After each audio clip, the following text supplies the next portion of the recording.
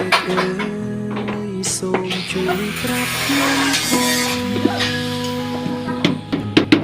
ពេលនាងអូនស្ងួនគង់គង់ធ្វើអ្វីរវល់ឬដុំនេះនឹកបងដែរទេថ្លៃតែរងចាំចម្លើយពីស្រីយូរថ្ងៃខ្យល់អើយសូមជួយប្រាប់នាងផង